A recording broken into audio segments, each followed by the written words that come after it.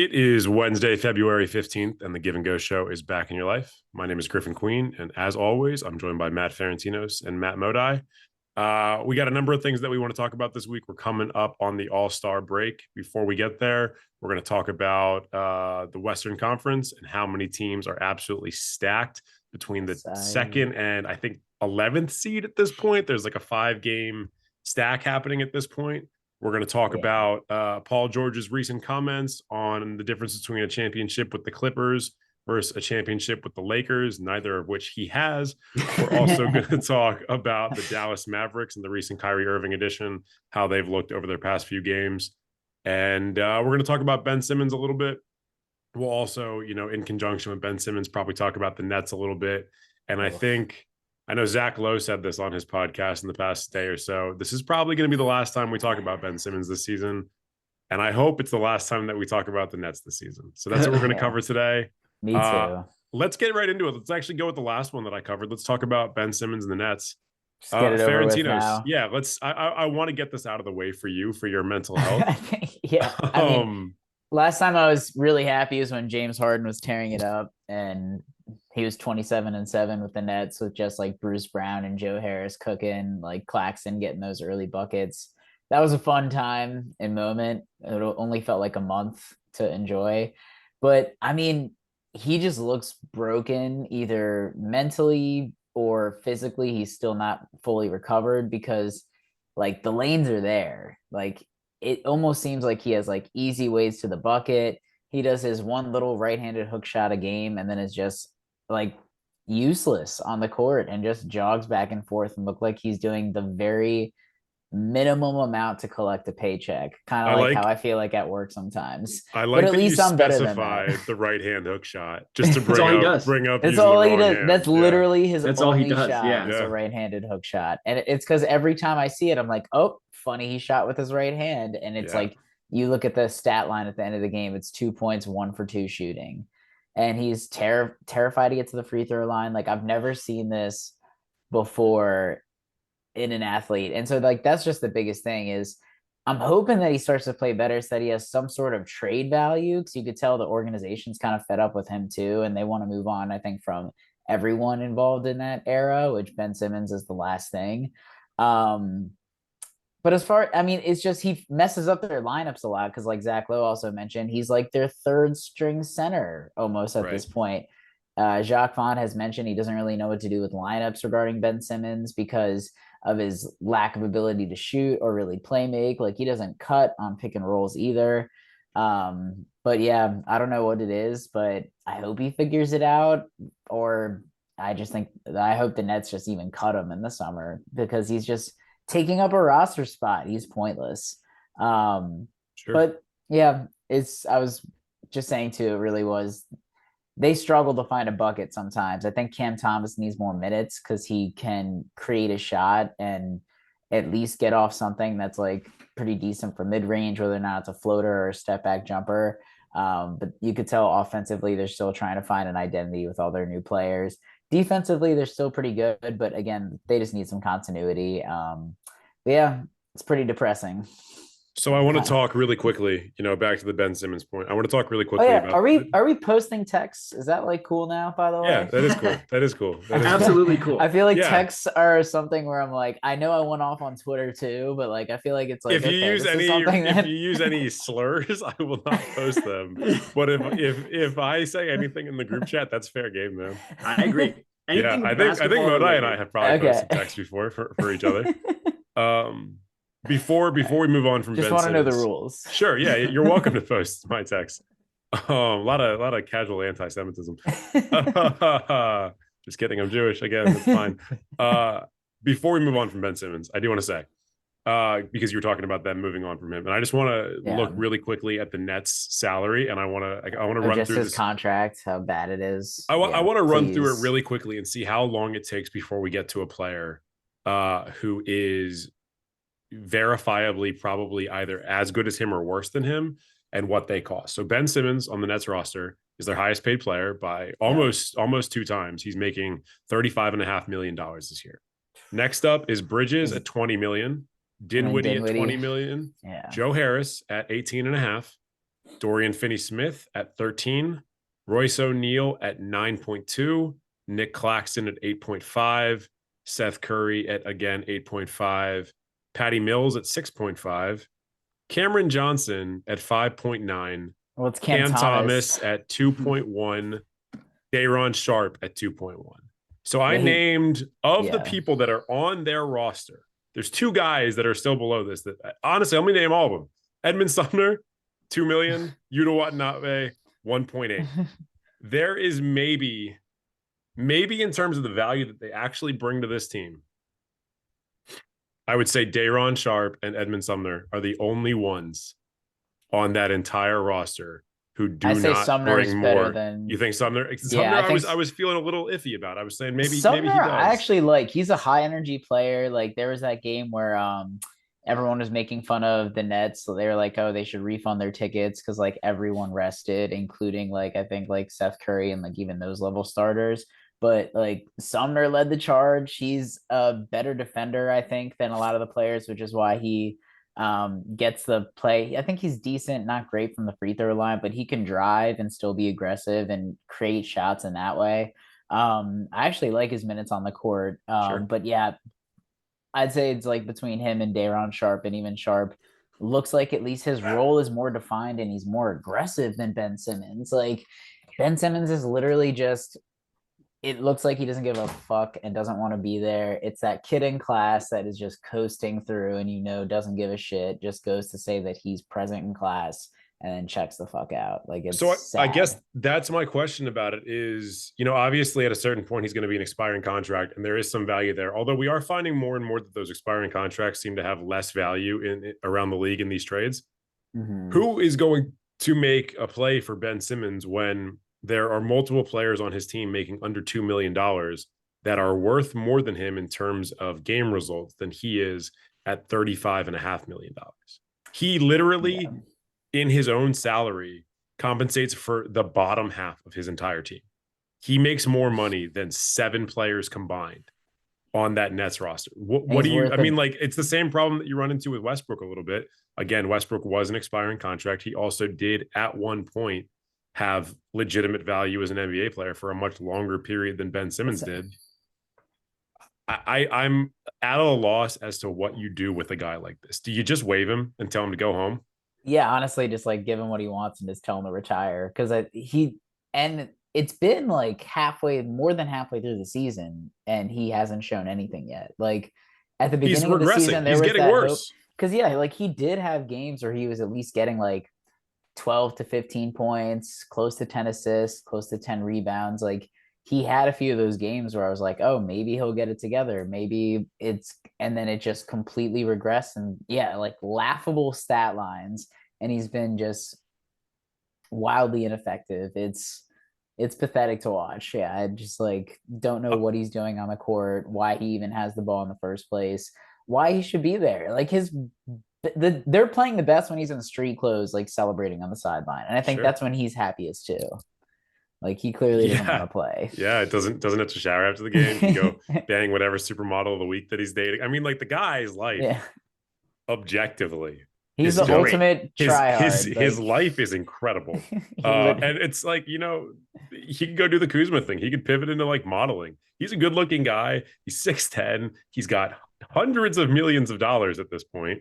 biggest sandbagger of all time. Like, if you took 15 shots a game and you went 2 for 15, I would be happier with you than if you were to continue doing what you're doing, where you're taking 3 shots One for and two. going 1 for 3 or 2 for 3. Like it's that old Kobe quote. I think a couple other guys have said it before. Dion Waiters has probably said it before too. Like I'd rather go 2 for 20 than 2 for 8, because 2 for 8 means that you quit. He's not even making it to 8. Like he's literally counting on one hand his number of shots.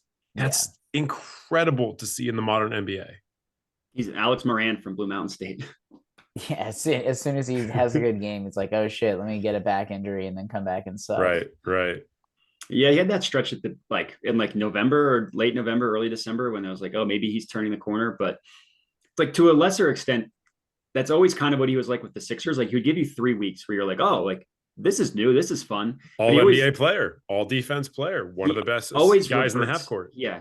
even when he was good, like legitimately an all NBA player, he was never able to consistently give you that type of performance. To me, I think it's mental. Like physically, he's as gifted as anybody in NBA history. Like if you just look at what he can do physically, I think it's just something mental. And like it was really fun taking victory laps at the beginning of the year. Now, like legitimately, now I just feel bad. Like now it just seems like a broken man and a broken basketball player. It's not nearly as fun to make fun of him as it was at the beginning of the year. If you were to give Ben Simmons, and this is like probably the dumbest thing ever, but if you were to give Ben Simmons Russell Westbrook's mindset, it'd be he LeBron. would be an MVP. Yeah, he would be LeBron. He'd be Giannis. Yeah. Like if Russell Westbrook, and that's the thing, that's what frustrates me a lot with kind of the flack that Russ gets a little bit, because like he so clearly does care about the sport still. And then obviously he's not good. Like let's not pretend like he is still good anymore. He's not good for what he's paid. He's not good for his contributions on the court, whatever. But if Russ was built like a LeBron James or a Giannis or a Ben Simmons, we would not be having this conversation about Russ's career, because he would still be dominating. I don't necessarily know, because like the problem with like Russ has been, I mean, I guess assuming he hasn't had the injuries he's had, because he's had some pretty bad lower body injuries too. I don't necessarily know if I agree with that, because like he's like an athletic wonder. Like when in his twilight of it, or in the beginning of his career, he was like incredibly athletic. Like he was a frog. But now that he can't, now that the first step is gone, now that he can't get up just like a little bit below where he used to be. I mean, like look at the dunks that he misses now. Like it's stuff that Russ used to do 8 times a game that now he's clanking off the side of the rim. Yeah, my issue with Russ is his mindset, in that like he has to shoot 15 18-foot jumpers a game. Like he just can't give those up. Like to me, it doesn't matter what body he's in, because the mindset is, unless he develops a jump shot, but then you're like, well, you know what would happen if you gave Ben Simmons Steph Curry's jump shot? You know what I mean? It's like, and then you're just you're creating an NBA player or 2K, whatever. I'm so curious if we're going to find out a few years down the line if like Russ's eyes have been degrading or something like that. He needs to get he's too proud to get contacts, or he's the too Jameis proud to Winston LASIK. Yeah. Like Russ has always done that thing where he takes a lot of bank shots, and like he works off the glass to make a lot of things happen. And for a lot of his career, when he was, this is not like an indictment of his athleticism. There was a long period of time where he was able to successfully make bank shots fairly frequently. But if you try and make a bank shot and it doesn't go well, it is the disgusting, ugliest thing in the game. Yeah. So to me, it feels almost like his depth perception is gone, which is not a problem of athleticism. Slamming it off the backboard. Yeah, it's like maybe he doesn't know where the backboard is and he just doesn't know how to adjust. But like, that's again still his fault, because we're 3 years deep into this. You need to adjust at this point. Yeah, I mean with Russ too, because exactly, it's like, I mean, maybe to shout out the name of the show, but I feel like working on like a give and go or off ball, like he could still absolutely slash shout to the out basket. the name of the show. Yeah. I feel like he could definitely be a good like slasher off ball. He's still quick, like one of the faster players in the NBA, even though he's not old Russ. Like I did see a funny tweet, and it was like, and people said Tony Parker was the best finisher in the NBA, and it was a compilation of Russ finishing. Like, I mean, that's the thing. It's like there's a reason why he's being paid 40 something million right now. It's because he was amazing and incredible for OKC. Yeah. MVP. But he does miss a lot of those bunnies now. Like he misses stuff that you look at and you're like, I'm not sure how you missed that, because like he'll get to the rim, he'll have a guy on his hip who he blows by, and he'll have something open and he'll literally put the ball on the rim, and then it'll clank off the backboard and go in the other direction. I'm like, are you unable to slow down? Is it that you can't control your speed anymore? Are your hands fucked up? Because I know he had a bunch of wrist injuries during the end of the OKC tenure and into dunking too hard. Yeah, I know. I mean, like, I think he's had multiple wrist surgeries, so I think that's probably part of it. Like, is it just death by 1,000 cuts with it? He's so confusing to me, because I can still see like why he was an MVP player, but it just fell off so quickly. I think the problem is like he never had the touch around the rim that like Kyrie Irving does. Like the finishes that Kyrie Irving makes around the rim are incredible. So I feel like once he lost the athleticism and he couldn't just yam it, he never really had the touch to just finish at the rim. You know what I mean? So he can't lay it up. Answer this, Modai. Is a backboard flat? You're playing on a flat. It's constitutionally flat. Yeah, just like the Earth is. When you're living in a flat world. Real random tangent. When you guys were kids, did you ever lower the rim so you could dunk on the basketball? I feel like everybody had to do that. Yeah. Did your wrist not hurt like shit? Like at the end of that, when you were like done dunking it? Oh, I mean, Yeah, I like, mean, I feel like yeah. pure adrenaline, you just like kind of forget about it, but that shit You also definitely you're kids and hurts. your bones are like soft and whatever. Like Yeah, everything's well, fine at that point. yeah, I guess that's my point of like I just remember like the when I would do it as a kid, my wrist would hurt when I was done, and yeah, the adrenaline wore off. My wrist Yeah, would hurt so much. yeah. So like to the point of he probably just has wrist problems. That's why he can't shoot. His wrists are probably fucked up from dunking too hard. Back Yeah. when I actually like enjoyed playing basketball before I quit on it out of a weird sense of spite. I used to just go outside and I would take running starts at my rim and I would try and like keep because I had one of those ones that was like it was like the weighted set Yeah, and you can just raise it on like a thing. yeah. I would keep raising it a little bit. I'd basically take running starts at it and I would jump to hang on the rim just to see how much I could like make my vertical go up.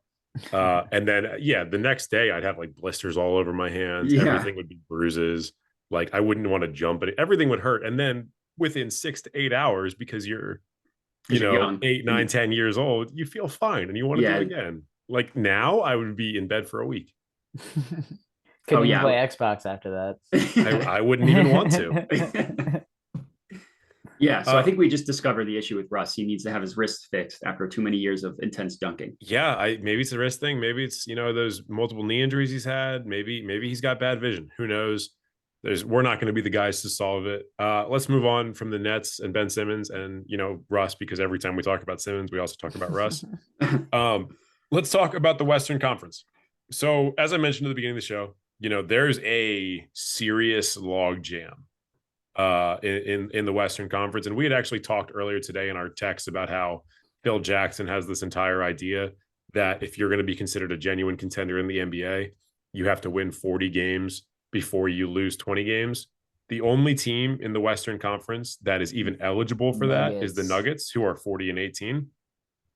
Let's run down the 2 seed through.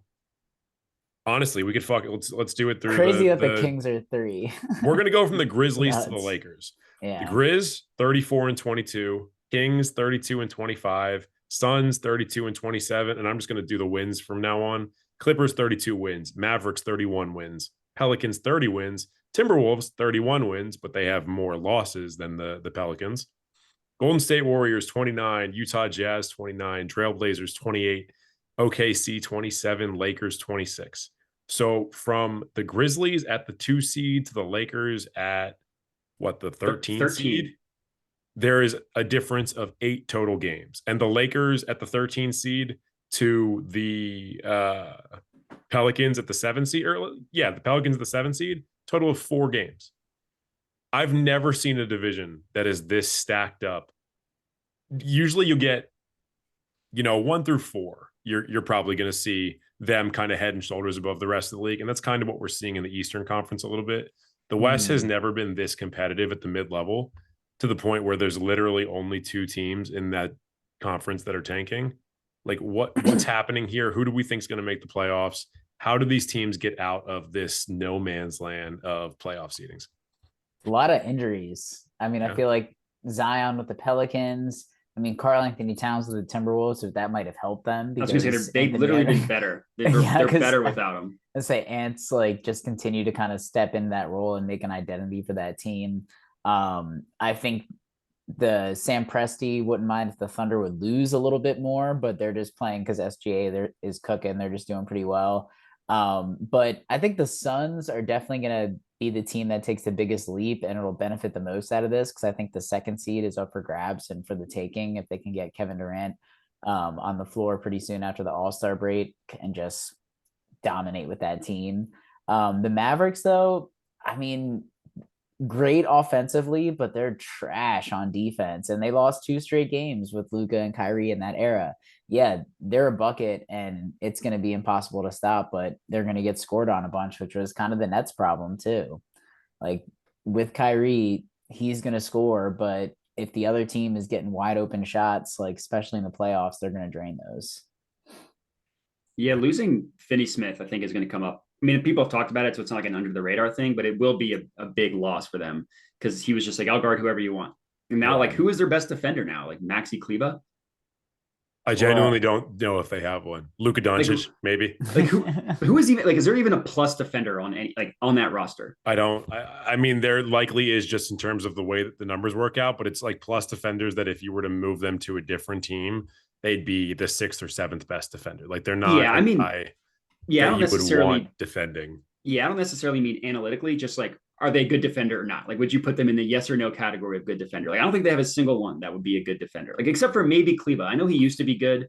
He got hurt at one point. I don't know if he's like still a good defender. But it's not. Josh Green and Jaden Hardy aren't great defenders. Reggie Bullock's not the worst. He just can't move. Like he's lateral. He's just I mean, like I'm honestly trying to find a way to justify somebody on this roster. Dwight Powell is not the worst, but he is relatively average to below average, and he's a center. So at the most valuable defensive position, being below average, not okay. Yeah.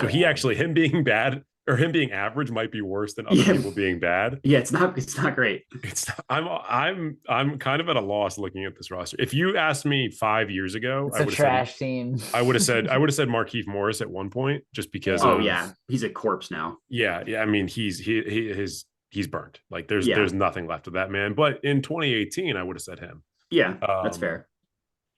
God damn, looking at this roster is not a good sight. It is bleak. It is bleak. It's the definition of all offense, zero defense. And great, you have literally 2 of the most gifted offensive players in NBA history at the front.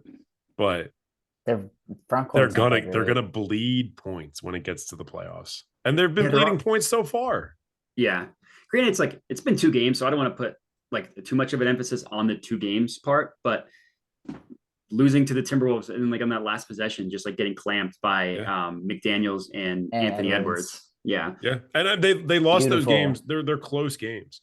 But can you ever see them in like 105 to 102 battle and being the team that's going to come out ahead on that score sheet? Like you're going to see them in a bunch of 130 point plus games. I could see them losing to them in the playoffs. If you say nuclear one more time, I'm going to fly to South Carolina and slap the shit out of you. Nuclear. The word is nuclear.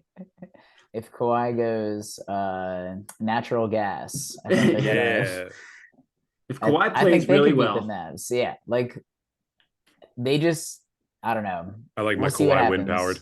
I think like just overall intensity is up in the playoffs. So they're going to play a little better defensively that way. But yeah, losing Finney Smith was huge for them. I just don't see them really climbing out of that bottom half of the West.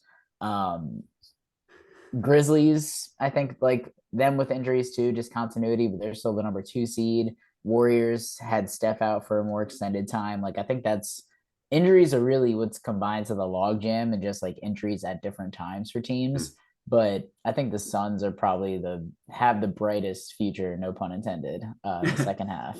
I do generally believe that top 4 is probably going to stay the way it is. There might be a little bit of movement, but you're probably going to see Nuggets, Grizzlies, Kings, which is crazy to say, and Suns at the top of that conference. Clippers, I could see getting up there as well. You know, they're basically right behind most of those teams, and they could arguably said to have the most talent. Although most of it's wing talent, they still are really lacking in the ball handling department.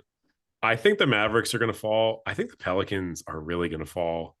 The Jazz, I think, are going to probably start tanking. The Trailblazers might start tanking. The Thunder might start tanking. Like at this point, those teams, despite the fact that they're all in the playoff race, they're all contending with major injuries, but they also have a lot of picks and they're all still in contention for like top 15 players this coming year, top 5 players in some cases.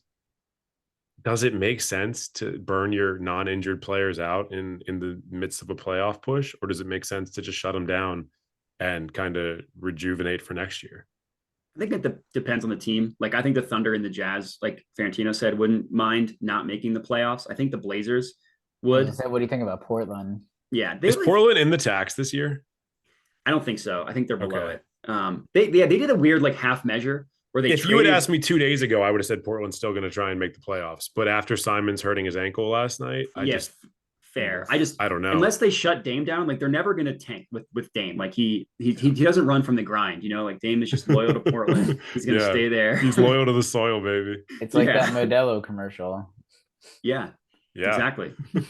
I wish he would run from the grind like a little bit more, because then his team could lose a bunch of games and he could get good role players instead of having to continually like slot in below average players. So right now, first round series, Mavericks Kings. Who do you think would win that? I think I would still take the Mavericks. Maybe it's just because of years. I think it's probably like I would take Luka over the Kings. Yeah, like I don't know who on that team. Obviously, I don't know really who on the Kings is going to defend Luka, and I think there's a defense by committee as it comes to Kyrie. I don't know if there's anybody on the Mavs that's even remotely slowing down Sabonis, and if he's giving you 25 and 15 every single night and getting a ton of offensive rebounds, he's taking opportunities away from that Maverick. That's the big thing.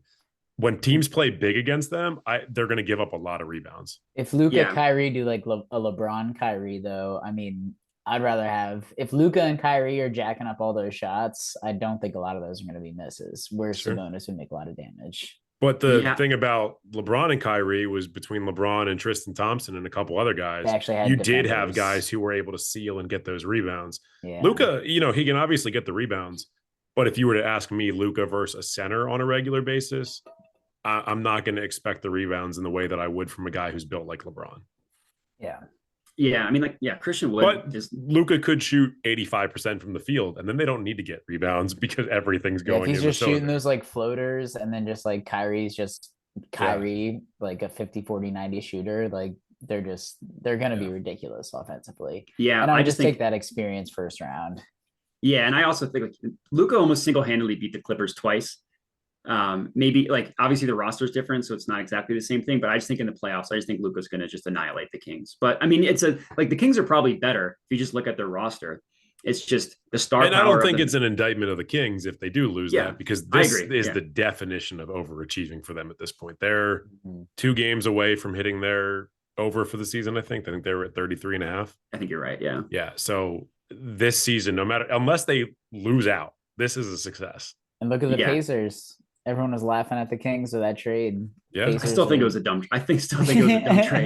I think, I don't know. I think it's a trade that both teams arguably won. I mean, I think the Pacers just need to build out their team a little bit better. They've had a lot of injuries this year. Kings have been relatively healthy this year. That's why the Kings are in the 3 seed. It's not like because they've been the healthiest team in the league. And part of that is because they're also one of the youngest playoff teams throughout the entire league. Yeah. Like every team has, except for I guess the Nuggets, but they're obviously in first. Every team has had, even the Nuggets have been missing. The Nuggets had some issues too. I mean, they missed Michael Porter Jr. for a while. They missed Aaron Gordon for a little bit. Like was on and off. They've had a bunch of guys that have been on and off. Jokic, however, has largely been there. That guy's an Iron Man. He just doesn't miss quit. games. Yeah, Coca-Cola and cigarettes, and ice cream. Yeah, whatever works, man. Yeah. Yeah. I mean, and that's what we expected from the Suns, I guess 2 or 3. That is what happened with the Suns 2 or 3 years ago. Outside of Chris Paul, it was an incredibly young team. Everybody was under like 28. And when they won 65 games or whatever, it's because nobody got hurt. Everyone else that season got hurt. And that team was like, yeah, we could play a 100-game regular season. We're good. So Modi, Philly, what's the path to them going to the finals and then losing in the finals? Oh, that's probably what's going to happen. The Union, the Eagles, and the Phillies. The path is both Giannis and Tatum get hurt, and then they can beat either the Celtics or the Bucks. Do you think they could beat one of the top 2 teams in the East? Because I feel like we haven't been talking about, and Lee really hasn't been talking about, like Giannis continuing to maybe get even better. They've won 11 straight, and it's like, I'm looking at anything like, they had a 41%. Bad win yesterday, and it was like, okay, but they beat the Celtics 11 straight. Yeah. To be fair, they beat the Celtics 6th through 15th best player. That team beat the Sixers. The Celtics team beat the Sixers. And that's the thing. That says so much about how insanely deep that Celtics team is. Yeah. Their bench players can go shot for shot with MVP level talents. Is Brogdon their second leading scorer or something now? Or no, Jaylen Brown. It's Jaylen Brown, but Jaylen Brown's face is broken. Yeah. But I know Tatum was out, Brown was out, Smart was out. Who else was out? Horford, I think, or Williams. Horford may have been out. Robert Williams is always out. Yeah. I don't even know if he's an NBA player at this point. Like, I don't know if Robert Williams exists. I don't know if Time Lord is a real person. Does in the playoffs. He's the Dion Waiters of like this generation where like, I mean, I don't know how talented Dion Waiters really was, but he's never played, and you just like wonder if he was real. I think he was talented. I'm still on Waiters Island. No, I'll let Modi finish his thought. I think the Sixers, and I don't want to curse it. I do kind of want to curse it because I hate them. I think they've got a shot. No chance. They have no chance. I at this point, And I'm convinced that every top team is going to have an injury at the worst possible moment. Yeah, I mean, and like maybe the Sixers will have theirs latest in the season. Like, I don't know. If the Sixers, like, not to take away from the Bucks run, but if the Sixers have a situation where two of the Celtics' three best players gets hurt, and then a miraculous, like, undeserving team makes it to the conference finals, then there's a chance. But like, if they're getting through like right now, they'd have to get through the Bucks in the second round and then the Celtics in the finals. And that is an absolute gauntlet. I just don't see that happening. Yeah. And I really wish you guys had a way to move off of Tobias Harris. And I'm somebody who, honestly, I still like Tobias Harris because he's not on my team, so I don't have to hate him. I think he's a fun player to watch sometimes. I think when he's on a bad team, he's pretty enjoyable to watch play basketball. He's just in zero ways the kind of player that a contender needs, and he costs so much money. Yeah, I actually I hated Tobias like first couple of years, but he's, to his credit, it's not natural, but he's like transformed his game a lot more to fit the role that they need him to be, which is just a spot up shooter and defender. Like, he's still not, which you should not be at. What's he making, like $28 million a year? Correct. Oh yeah. Taking the contract out of it. Like, it's clearly, because of the contract. Yeah. If he was making $10 million a year, I'd be like, every team needs to buy him. He'd be a great player. Yeah. But if you make max money, you've got to be a max money player. Yeah. Him and Toby and Bobby. Yeah. Like Toby and Bobby. that was the best. Yeah, that was great. Sounds like a cops buddy sitcom. Yeah. With guys that are 7 feet tall. And they had that great commercial, whatever that, I forget what. Yeah. There's an NBA subreddit, NBA Awe, which is just NBA WW. And it's just like bromance between NBA players. And they would, for like, I think they may have been the reason why that subreddit was created. I can't think of another good bromance. It's like DeRozan and Lowry. Yeah, I guess that's true. But Jimmy Butler and a lot of people, surprisingly. But then Jimmy Butler and a lot of people also have beef. Exactly. So. Yeah. So it seems fake with Jimmy Butler. Yeah. I mean, it's whatever player he likes on the team he's currently on. Like, I think him and Tyler Hero and Bam have a good thing going now. But I feel like in Ricky 2 Rubio years, buddies with everyone. Yeah, everybody loves Ricky. Everybody does love Ricky because he never ended up being an MVP level talent. So no one like had to hate him the way they hate Doncic or Jokic or whoever else. I feel like he kind of has that like Danny Alves personality where obviously he speaks English and everything, but it would be fun. He's just like, basketball is life. Yeah. we want him to be a character in Ted Lasso. Yeah, he does seem like one. Oh, good stuff. Yeah. Okay. This started off with us talking about the Western Conference. It's no longer that, but that's okay. I think just a couple I didn't bring up the Sixers. Just want to be clear there. Yeah, no, you didn't. I think they're worth bringing up. I mean, I just missed James Harden because he was also clearing the air, just like net stuff. He was talking about how basically, thank God I got out of there. The dysfunction with Kyrie and KD, and that. I mean, at the end of the day, it really was Kyrie that just nuked the whole situation, which sucks because just surprises nobody, and it really, really bothers me the way that people continue at the time and continue to fire shots at Harden about forcing his way out of 2 teams in 2 years. And it's like, okay, well, he forced his way out of Houston, which everybody said he should do because Fertitta wasn't willing to pay the tax. He brought a lot of terrible players onto the team. He didn't have a good coach. Like, he was firing the coach and the executive that James Harden enjoyed working with and who they built a contender with. Okay, so, maybe the way that he left Houston wasn't the best, but how else was he going to get out of there? Yeah. Then he goes to Brooklyn and he plays a metric shit ton of games. He goes to the playoffs. He hurts himself twice in the span of 12 months.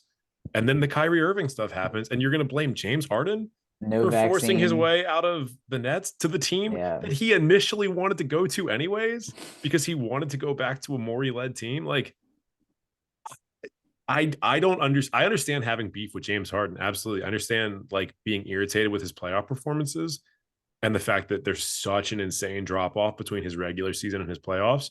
You can talk about that all day, but this, like, he's not loyal to a team thing, like, fuck off. He doesn't need to be. These teams aren't loyal to him. And we also clown Lillard for claiming how loyal he is. It's like you can't have it both ways. We can't have it both ways. We have to put a line in the sand and say, like, this is something that we stand behind. James Harden is not the problem in these instances. I think Embiid too, like just having them being able to work off each other is huge. Cause like he had Chris Paul the 1 year, but it was still like another guard. Like I feel like having someone just like to work with spacing wise with Embiid is just so dangerous for Harden to have in the playoffs. I mean, he always played really well with the centers. Like who did he get paid who went to the Hawks? Capella. Like literally, like he turned Capella into a borderline all NBA level player for a brief period. And they were like, yeah, he can recreate this with Trey. And like, no, he can't, because Trey is not James Harden. James Harden is just so special at doing that. And so like, I think having a center who right now is better than him in his own position than he usually is, like 2 MVP caliber players. I mean, it'll be interesting to watch. It's the East at the top, I think, is like more stacked though with the Bucks and Celtics. Those are probably the 2 best teams right now. They're definitely on those 2 are on another level. I think I think the reason why James Harden gets so much hate, I think it's all because of the playoff performances. It's not like he can claim that he gave it his all in like those moments. Like when LeBron left Cleveland the second time, nobody really, like at that point, everybody was like, okay, like there was kind of he won one. And also like he clearly gave everything he had to the team. Whereas like with Harden in those elimination games just disappears. So like the old media, like the Bill Simmons of the world, who just like have this like righteous, I don't like thought process thing. Yeah, like they think they're like holier than thou, and like everything has to be like by the book, and like they hate everybody that's like different or like does what they want. Like the old crusty media is what hates Harden, but I think it all stems from like them feeling like he doesn't have enough, like he doesn't show the passion in the playoffs that they want to see. So then when he forces his way out, they're like, this guy's a loser, which like I've called him a loser, but only because of the playoff performances. I don't care that he's forced his way out. Like who cares? Yeah, it just is such a dumb thing to care about when teams are doing it constantly. But, you know, we all find reasons to dislike players. So crazier things have happened. Yeah, the Reddit Hitler, James Harden. Yeah, I remember everybody calling him Hitler for a long time.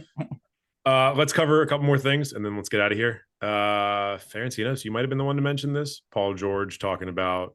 I got the GQ article. Yeah. So Paul George said a championship with the Clippers 100% will outweigh a championship with the Lakers. He tells me that bringing the first chip to this part of LA would be legacy defining. So Ferentinos, I hadn't seen this quote and you sent it to me, or you said that he was shitting on LeBron and the Lakers. I don't think this quote is shitting on LeBron and the Lakers. Yeah, I'm just trying to get some discourse. He's just saying he's saying getting a first title is better than getting an 18th title. But good. He's not wrong. He's not wrong, but like, you know, it's also good getting a title. Yeah. Well, that's the other point. It's like, Paul George, maybe before you talk about this stuff, because you do this to yourself pretty frequently, maybe win the title first. Yeah, LeBron's allowed to say it meant more winning for the Cavs because he's won with the Cavs and he's also won elsewhere. So, but it's also like, yeah, no shit. Of course it's more meaningful. It's like it's not the most profound of a statement. Like, no one disagrees with you. Yeah, who's he making that? Who's arguing with him? It's like the like everybody. There was some tweet that was like, there's always someone on the internet arguing with nobody. What's like, but I was told Steph Curry's not a good shooter. Like that's the argument he's making. people make up straw man arguments and then they assign them to everybody else. And it's like, no one on earth is saying this. No Lakers fan would tell you that winning the 18th chip for the Lakers is more meaningful than winning the first for the Clippers. Like, would they rather have the Lakers championship? Yes. But in terms of it being meaningful, it's 5% of their championship. Yeah. That's not how it works. Yeah. Yeah. So anyways, I know we just roasted the comment that you brought up, but prediction say about that. No, I think Ferentinos was just trying to get us to fight about it, but I think we're all on the same page about it. Yeah. Yeah. I honestly, like, not that I don't want the Clippers to win a title, but I'd like to see them in the Western Conference Finals again. Like when they're gelling and they're like all playing well, and those guys are all in the playoffs, they're a very fun team to watch. Still I would Paul like George to watch a bunch Leonard. of 7-game series with Kawhi Leonard and Paul George. Exactly. Yeah. Yeah. I mean, when they made it, Paul George was hurt and like they didn't, and they still like played the Suns hard. That was like, yeah. And PG still played out of his fucking mind. He was amazing. That was playoff P, not pandemic P. He was, that was playoff P. Was amazing. Was legitimately that playoff run was, and like Reggie Jackson out of nowhere was incredible in that playoff run too. There was a game where Paul George had like 38, 19, and like 8 or something like that. Yeah, Didn't Like he he have a game literally, winner and in one of those total, games? I think he had a game winner in at least one of them during that series. In total, in that game, there was like 95 points scored by the Clippers. And so he made up between his like a actual third. points and assists. He made up half of their points, and he pulled down, I think, fully half of their rebounds. Like he was everywhere. In that Sun series, like That's what they being would have lost LeBron that is game. like every Yeah. single game of his career. Yeah, I was We're at just one of talking the about how crazy that is for Paul George. It's like that's what LeBron has done every single game. night. Yeah. like the 2017 series or I guess 2016, where LeBron led both temes in literally every counting stat. that was crazy. And It's didn't the win most MVP. absurd thing I've ever seen. But Andre Iguodala did for holding him to 40, 10, and 10. Yeah. The most undeserving MVP. Yeah, nothing like making another guy's job a little bit more difficult. Yeah, And it's not harder. The thing is, like Iguodala had a good series. You go back and look at his numbers. Like for him, he did have a really Curry good should have won series. MVP though. Yeah, Curry should have won MVP. Yeah. Curry had like 2 bad games out of 6, but his 4 good games were incredible. Yeah. And they won 4-2. So like they lost. Yeah, like I can't believe we're rehashing this argument because I feel like we've been doing this for 7 years. It's still stupid that Iguodala won the MVP. It's always going to be stupid. That and the Russell Westbrook MVP, I think will always be stupid. instead of James Harden or instead of Kawhi Leonard? I think it should have been James Harden. Like if Russell Westbrook averaged 9.9 rebounds, he doesn't win the MVP. It's that 10. It's because he averaged a triple double, and because it was the year that KD left. Was that the year that Harden honestly averaged 36 or something? Like he averaged something ridiculous. He averaged 32, 9 and 9, I think. Okay. I looked up the basically the difference in maybe the year later he averaged they were like 35. second seed in the West too. I think that's also the difference. It's they were like the 6th seed or something. OKC like 5th seed. Yeah. OKC, I thought they were the 7th seed. Maybe I was wrong. I don't think so. I looked up the stats from that year. The difference in Harden and Russell Westbrook stats was like 2.5 rebounds or something. It was a non that big of a difference between their stats. We talked about this on a previous episode. If Russ does not go on the run that he goes on to end that season with game winner after game winner for the last like 8 games with like a bunch of 40-point performances, he's not winning it. The narrative had absolutely shifted to Harden. And then in like April, Russ was like, nah, fuck y'all. And he took them from like 40 wins to like 47 wins in a couple weeks. And he had that still has that mindset. Right, and that's the problem. Yeah. He had what, Modai?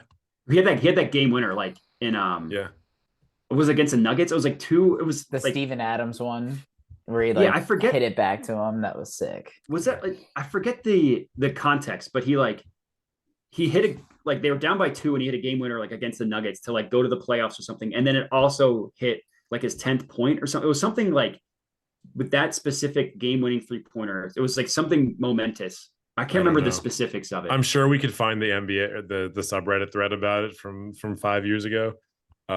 Just by searching by like hottest threads in that age range. We'll get our stats guy to work on it. Yeah. What year was that? Where you at? 2017. 2017. Because Harden was the 2018 MVP. Yeah. So and then we had the run of Giannis. The run of Giannis. Oh, when he won 2 straight. Yeah, okay. OKC was the 6th seed that year. 6th seed. So okay. It was split between what we had, but anyways, I forget. Honestly, there's a take in there. You know, I mentioned this a little bit ago. Kawhi Leonard maybe deserved that MVP. That was who Zach Lowe said he always says that he votes for. I mean, Kawhi Leonard was the most impactful player as a 2-way player.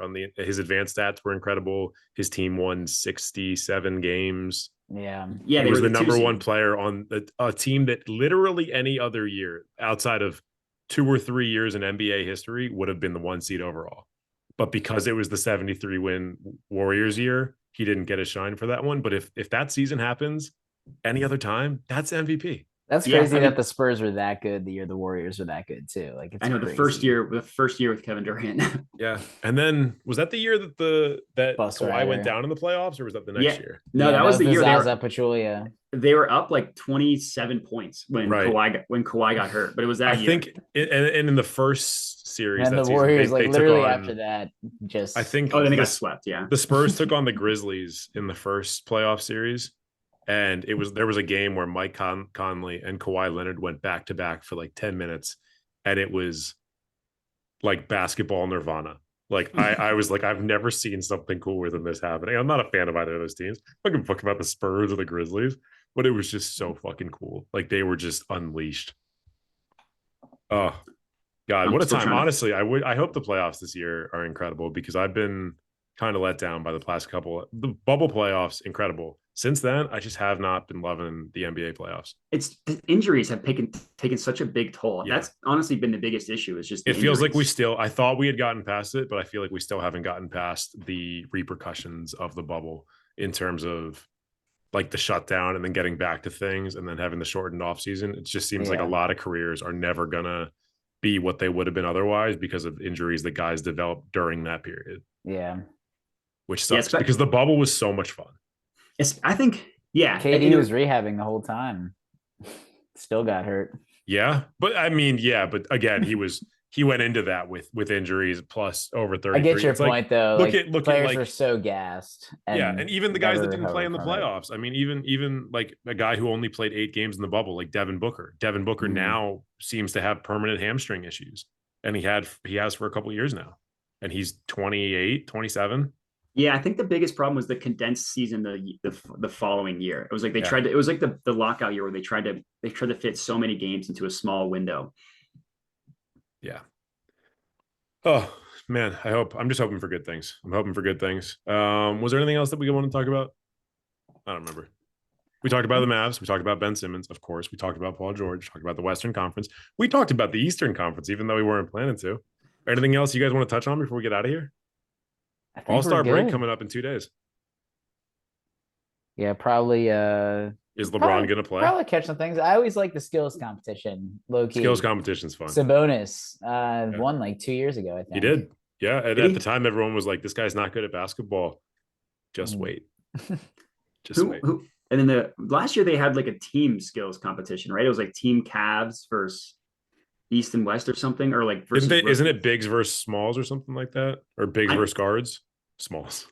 I think yeah, yes, I think it was big versus smalls, but I think they had an all Cavs team. I think it was Garland, Maybe. Jared I think you're Allen, right. I think you're and right. Evan Mobley were Evan all Mobley. on Yeah. Yeah. And then I don't remember who the opponent was, but I remember they won. I remember the Cavs won. Yeah. Yeah. Cavs are still nasty. Cavs are definitely a team to look out for. When we get back from the All-Star break, we're going to talk about power rankings. Cavs are definitely high up on mine. I have a lot of faith in them going into these playoffs, assuming they can stay healthy. 10. Yeah, absolutely. Yeah, I mean, real quick, they have the second best net rating in the NBA. Number one defense right now, too. Only the Celtics are ahead of them. Yeah, you're right. Number one defense. Surprisingly incredible, and not surprisingly incredible. Surprising that it's as good as it is. I figured it would be good. I didn't expect it to be this good. I thought the offense would be what would be carrying them at this point in the season, but they are making life hard for a lot of teams, and I think we're going to see that in the playoffs. But we're not going to talk about that this week. We'll talk about it when we come back next week. I feel like LeBron should just be in his contract where he can just play for the Cavs whenever he wants. Well, that's what people used to say when he got done with like that string of like 8 straight finals or whatever.